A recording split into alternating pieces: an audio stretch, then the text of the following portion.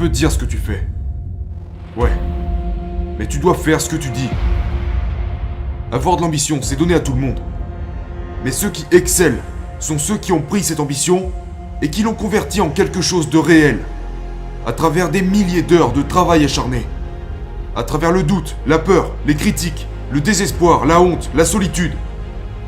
Ces gens ont cru en la réalisation de leurs rêves. Et c'est ce que tu devrais faire toi aussi. Les gens échouent, pas par manque de talent, mais par manque de discipline. Tu peux avoir une excellente idée, un énorme projet, n'importe quel objectif à atteindre. Si tu n'es pas discipliné, tu peux oublier. Honnêtement, es-tu capable, selon toi, de concrétiser tous tes objectifs? Tous, sans la moindre exception. Bien sûr que t'en es capable. Alors qu'est-ce qui te retient? Pourquoi t'es si pessimiste? Pourquoi tu penses au fait que tu pourrais te rater ou t'arrêter? Imagine quand tu seras devenu celui que tu veux être. Arrête de te freiner. Accélère.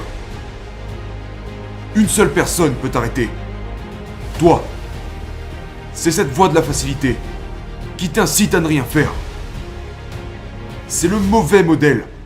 Celui qui t'encourage à rester dans ton lit. Qui te chuchote que tu pourrais te reposer. Mais ce n'est certainement pas le moment de se reposer. C'est le moment de prendre une décision et de la suivre. Décide de faire de cette année la meilleure de toute ta vie et personne t'en empêche.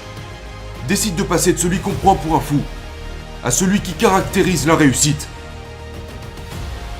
Et la seule façon de réussir, c'est d'essayer, une fois de plus. Observe ton dialogue interne et discipline tes pensées. Parce que si tu ne le fais pas, ton esprit va devenir incontrôlable. Contrôle ton esprit. Ne le laisse pas dicter ta vie. Tu n'as pas à être motivé.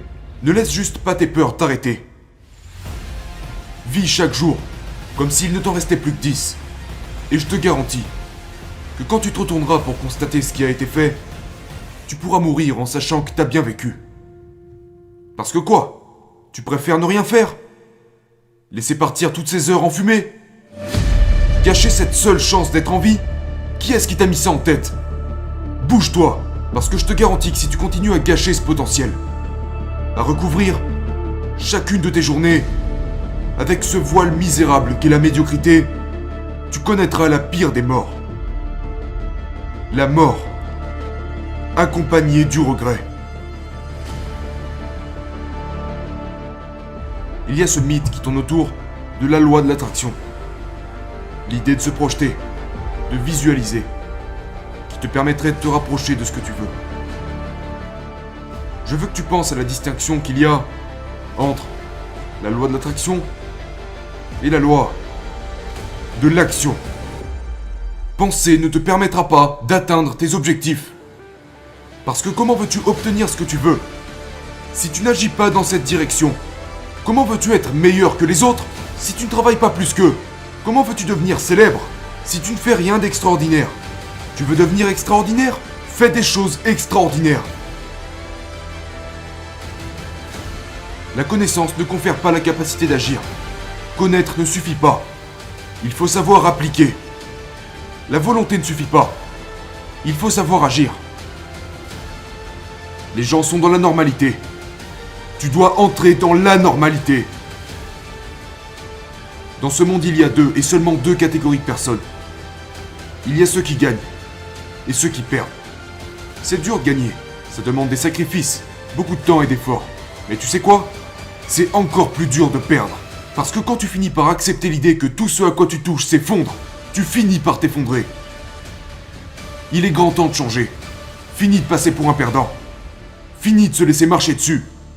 Fini de se contenter de la médiocrité. Si quelque chose doit perdre, c'est ta zone de confort. Oublie les autres. Pense à toi. Oublie les autres. Travaille sur toi.